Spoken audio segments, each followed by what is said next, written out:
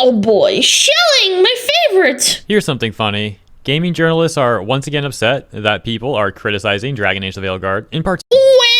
You don't like it because you're a right-wing grifter! They're upset at people on YouTube and Twitter.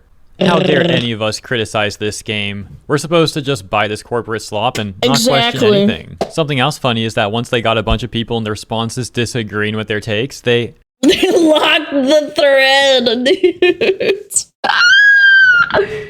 Oh my god, man. Yes, if you don't agree with me, I will lock the comments. Suck my ween.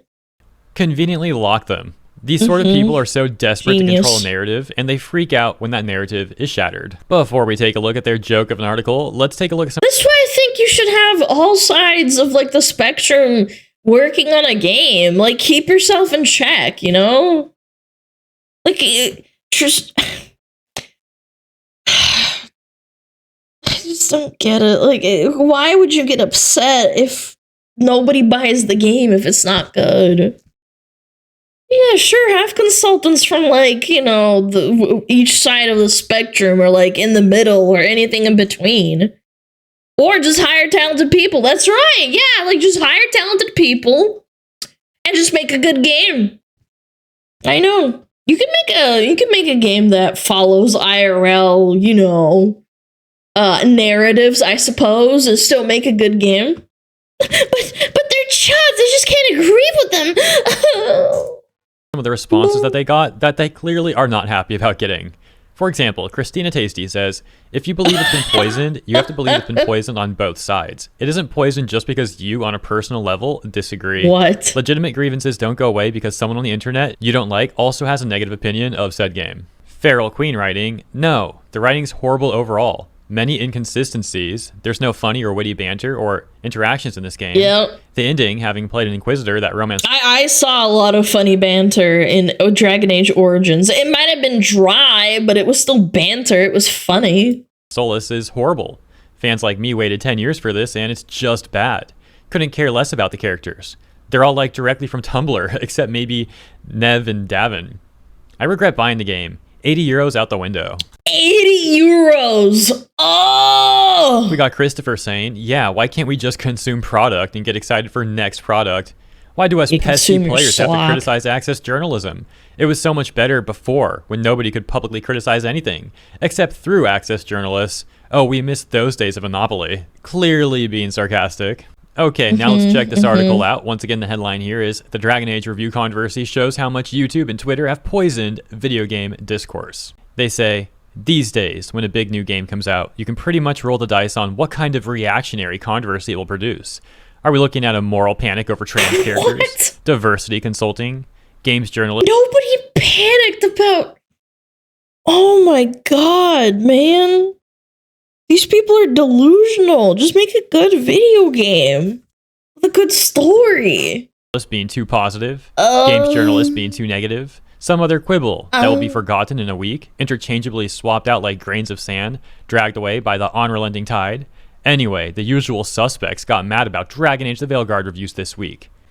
I was kind of hoping that Dragon Age Veilguard wouldn't be that bad, but it's quite literally a 5 out of 10 and a 5 out of 10 out of... Oh my god, my brain is like not working today, I'm sorry. It's a 5 out of 10 for gameplay, but everything else is dog shit. I thought it would be like, I don't know, half decent story. Maybe there's some cringe cutscenes here and there. It's quite literally like a bad story through and through. It's pretty ironic that that last part actually describes the journalist writing this article pretty well, as well as other journalists, of course. They're mad about the negative reviews and opinions that critique the game. Of course, they lack self-awareness to notice that. You can listen to this week's episode of Aftermath Hours for a full rundown of why, but the whole thing is illustrative of a larger, more important issue. Thanks to algorithmic prioritization on sites like YouTube and Twitter, this is how a growing number of people engage with video games. Plenty of normal people still... Them writing about normal people, that's funny. Gotta love... Oh my god. I feel like a broken record talking about Baldur's Gate 3. I really do. I really do. I feel like a broken record. You can have a woman with a penis in Baldur's Gate 3. Not a single person had a melty over it that was like alt-right or right-wing. Everybody praised it because it was overall a great game with a great story. Yeah, it had a little bit of a cliche in it, like blah, blah, blah. Like, who really gives a fuck? Like, what are we smoking? You could have...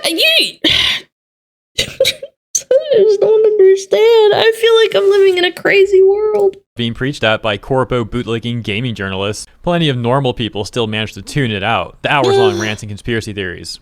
But at what point does this rancid flavor of brain rot go from vocal niche to a borderline mainstream position? And what are the long-term consequences of that? I'd love to know what they're considering a conspiracy theory. They come off like the same sort of journalists who would be in complete denial about what consultancy firms like Sweet Baby Inc. actually do. Just like maybe if they spent that $10 million that Sweet Baby Inc. wants for, you know, their little bite of working on the game, they could probably fire all those people and hire people that actually know how to write video game stories. Or just stories in general, like hire an author, like a script writer or a movie script writer from Hollywood could probably write something better than that. Okay, maybe not Hollywood, but you know what I'm saying? Like I talked about a few days ago from Jason Schreier's defense of SBI. It's also funny how they're like panicking about the long-term consequences of people critiquing massive corporations in gaming and their associated consultancy firms. Continuing. These people cry about how corpos ruin everything and how corporations like McDonald's and like, you know, like medical care in America sucks and this and that, but they will fight tooth and nail to preserve corporates that make video games that are dog shit. I don't get it. Make it make sense. They say, yeah, corporates also on this week's episode, we lament the That's untimely right. end of Firewalk.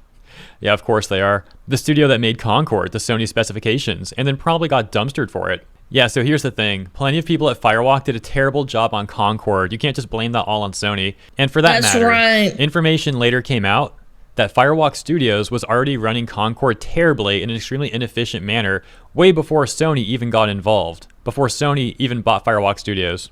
You also had this whole thing about like quote-unquote toxic positivity at Firewalk Studios, which ultimately was part of what led them down this road of failure because they couldn't take any criticism at all. Kind of like these gaming journalists, apparently. My only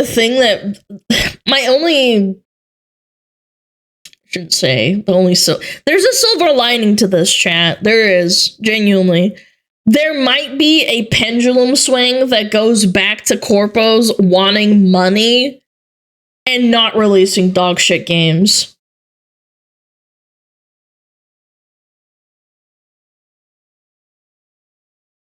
There's a silver veil.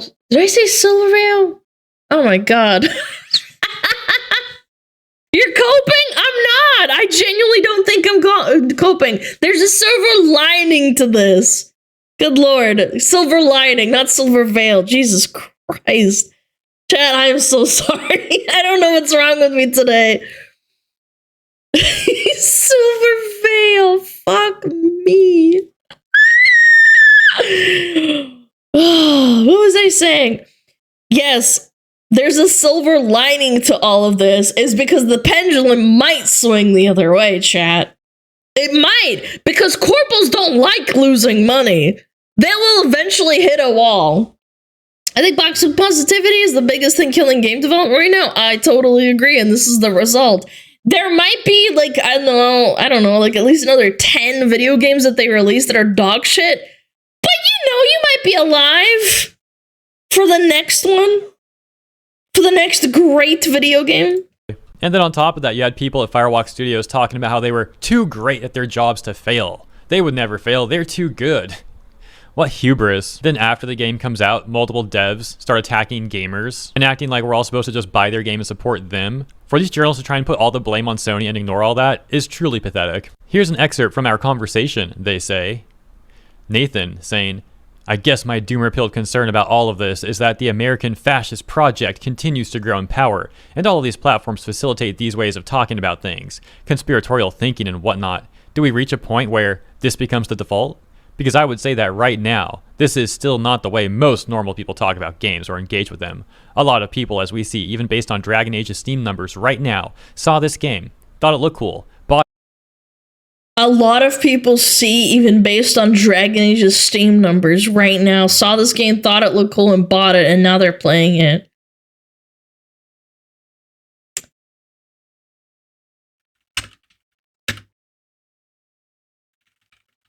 I don't know about that, but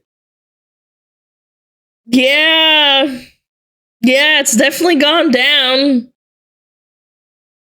It went. They peaked at 89,000. Right now, there's 52,000 playing.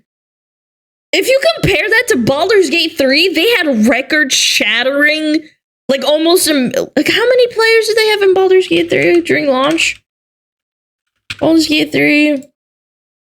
They peaked at almost 1,875,000. And it only went down. It went down by 500. It went down to 584,000 the next month. The next month, it went down in the next month. Like, naturally, single-player games decay. That's natural. I totally understand. But you maintain such a big number because the game is actually good. Less than 100K is terrible for AAA. Yes, this is not an indie company. If it was an indie company and they had 80,000, I'd be like, damn, that's pretty good. Wow, cheese and crackers. That's a lot of money. This is not. This game took 10 years to make and probably costed $50 million. Minimum. And now they're playing it.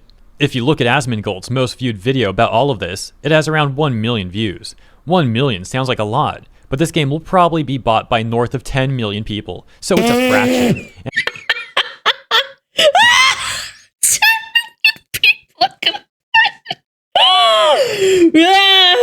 Okay. And even then, a lot of the people who watched that video were probably never going to buy the game anyway. So it's not negligible exactly, but it's still a niche. But as these things continue to have relatively convenient on-ramps, like searching quote-unquote Dragon Age on YouTube. Look, even if it was even if they want to buy the game, most people are not going to buy it right then and there. It's still $70.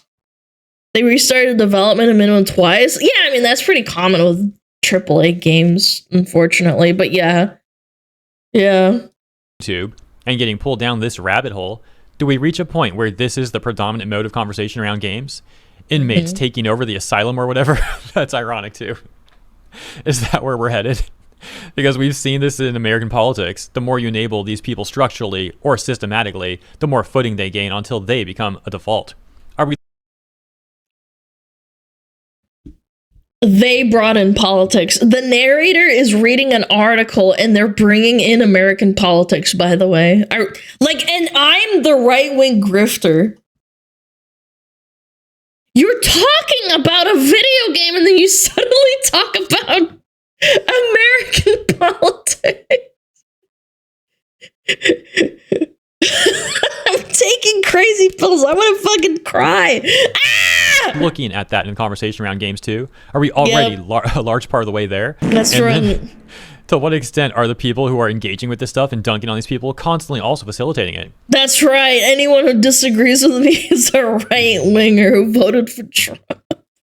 I don't know. I hate to use this phrase, but I'm just asking questions. It's one of those things that I wouldn't say keeps me up at night. But when I can't sleep, I'm like, that's what they say. I may as well also make myself feel bad. Wait, what? I got to read that part again. Did I read that right? I will. I wouldn't say it keeps me up at night, but when I can't sleep, I'm like, I may as well also make myself feel bad. And so I start thinking about things like this. Are you trauma dumping in your article? I wouldn't say it keeps me up at night, but when I can't sleep, so you can't sleep because it does keep you up at night. You have to be mentally ill AF to do this kind of thing instead of sleeping. Yeah, this person's the perfect one to be talking about asylums. Then we got Riley responding saying, I want to say it's still a small number of people broadly. And I was talking to someone else this week about how we see the internet, but there are also millions of people playing video games and who are not on the internet. So what are people actually doing? To some extent, you'll never know. And I want to say that at least on Twitter, it's an echo chamber. But no, it's not. Everybody's flinging shit at each other. It's not an echo chamber. It's quite the opposite. I think everybody's arguing with everyone and they're fucking all shitting all over the place. I don't know. The conspiracy about Sweet Baby. I think Reddit is more of a echo chamber. 100%. I called it earlier, didn't I? Yeah, of course these people would defend SBI. So obvious. Is this widespread conspiracy? This is or is it three loud guys and their friends? I think seeing this colloquial usage of it in the DualShocker review. If you saw my video the other day about that, this is also a funny reference. Of course, they're also getting mad at that. Go figure. What? Makes me think, oh my gosh, maybe it's a bigger thing. Who just says that? How dare people point out SBI and what they do? Oh my gosh. Luke responds, I think an important thing to remember is we work in video games, and we work directly with people who know as much about video games as possible. Clearly they don't, because they make dog shit games. Like, I saw the character's lips moving and no noises were coming out of the character's mouth. You clearly don't. I saw cutscenes that were in from like launch day. The character's lips are moving. She's going, ba, ba, ba, ba, ba, and then it's just like nothing comes out. And as much about the video game media ecosystem as possible. The people who follow us on social media, all they do is talk about video games all day. Our peers and colleagues and former colleagues, that's all we talk about. As a sample of the game playing public, we are a tiny fraction of people. All my IRL friends will talk to me about Call of Duty games once a year.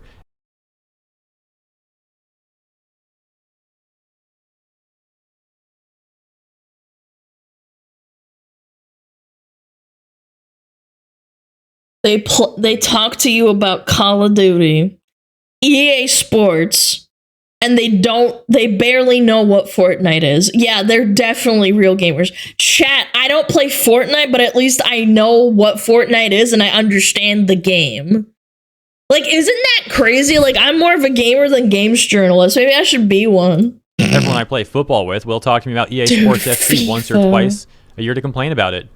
They FIFA's don't play not a real Dragon Age. game, They don't know man. what that is. They barely know what Fortnite is. It's the same thing for everything. It's music, it's movies. People don't consume media about these things constantly on a daily basis. It's easy for us to lose track of that because we think everybody does, because everybody around us does. But my experience with this stuff, because I make it my point to know as many people outside of games as possible, to avoid becoming a broken husk of a person, is Yo, what reality are you living in? What are you smoking? that it's really important to get that perspective. It's frickin' video games. No one cares. Play a game you like or don't. You don't need to go online and talk. Yeah, and then you cry about people not playing your game. This person thinks Dragon Age is gonna sell 10 million copies. It's so strong. Talk about it for 18 hours a day or whatever. So yes, people like Asmongold are out there making these videos. But like Nathan said, where's a video like that going to top out at? 1 million worldwide among English-speaking people? That's nothing. That is such cope. 1 million views on a... Are you insane? That's nothing. That's not shit. Right, there are well over 300 million people in the United States alone. What? This is a perfect example of like people in an echo chamber trying to have a bunch of copium. That's the copiest thing I've Nathan ever says, read. right. There are well over 300 million people in the US alone. Luke says, right. And that doesn't include English-speaking people in Europe and the rest of the Anglosphere. I don't think it's something to be worried about as a discourse-shaping trend. It's more just a bummer for that type of content on that type of medium. They're all depressed that people are not all in the same echo chamber that they're in. It's going to go on its own journey, and during that time, people are going to be put off it. People might stop watching that kind of thing and look somewhere else. They might look on TikTok or on blogs like aftermath.site. Blogs like Aftermath. That's their website. I feel bad for these people, Chet, man. let's go They're gonna have like the blogging. worst copium hangover ever. It's not a given that every 13-year-old boy watching an Asmongold video. Nobody over... Chat. No one under the age of like 25 watches Asmon. I am not even kidding. It's a running joke. Nobody watches it, man. 13-year-olds do not watch Asmongold. This is it's copium. Going to turn into someone who thinks like that. Most people are relatively normal, and there's a point where once people with a certain kind of hateful or twisted or conspiratorial view start to get oxygen and start to get enabled, their views become increasingly bizarre to a normal person. People aren't so easily brainwashed that they'll all just go along with that. Obviously, they just make up like Asmon was right. They unironically make up imaginary scenarios in their head because they can't think for themselves. They start like molding, they don't do research, they accuse Asmon of having 13-year-olds that watch his channel. Nobody that's 13 years old watches Asmon. He's fucking 32 or 33. I'm 20 and I watch Asmon Bald. I'm just saying you're in the minority. And 20's like, 20's a little bit smarter than 13, huh? Yeah, they watch like, I don't know, Minecraft, J-Slap maybe?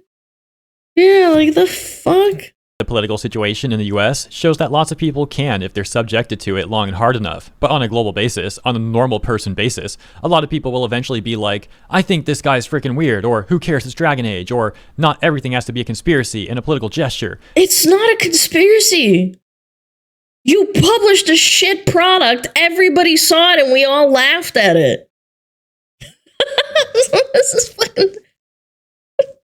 They handed you a piece of shit on a plate and they're like, why aren't you enjoying this? Why aren't you enjoying this? You're a fucking fascist if you're not enjoying this. I'm more optimistic than other people are with that stuff, but it's more of a YouTube problem than a societal problem. They need to sort that out.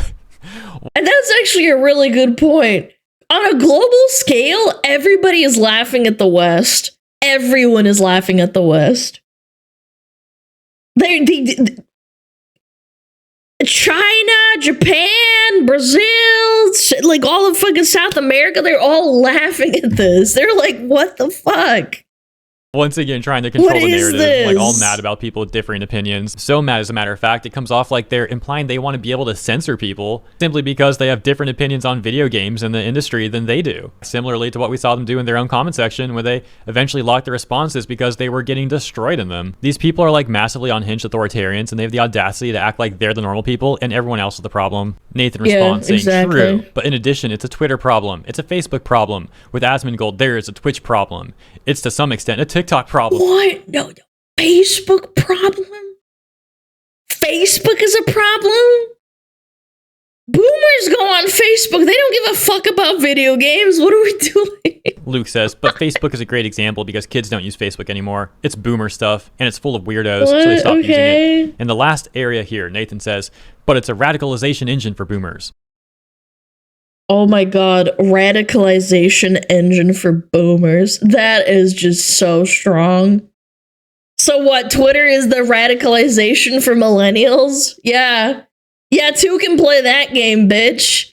All of these things are radicalization engines. They all ended up at the same place despite starting at different starting points. If we're just talking on radicalization engines, those are our main means of... Grandma went on Facebook to look at fake AI photos. She came out a Nazi, and here's why.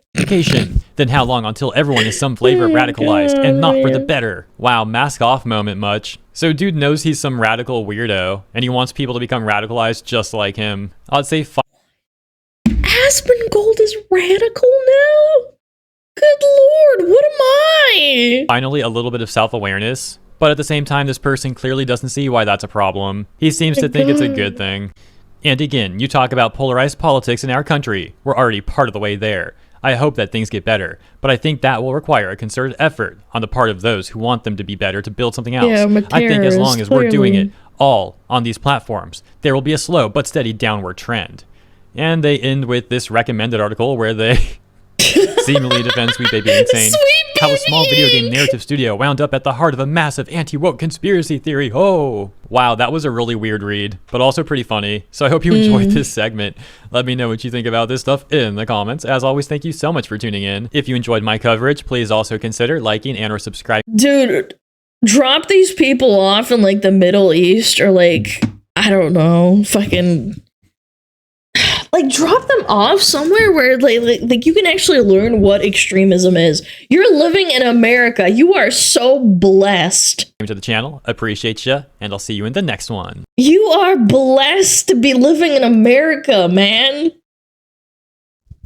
People still live in countries where they get dropped off buildings for being gay. Like, what are we smoking? Yeah, Asmongold is a radicalist, even though he says he supports LGBTQ. My God. I just don't get it.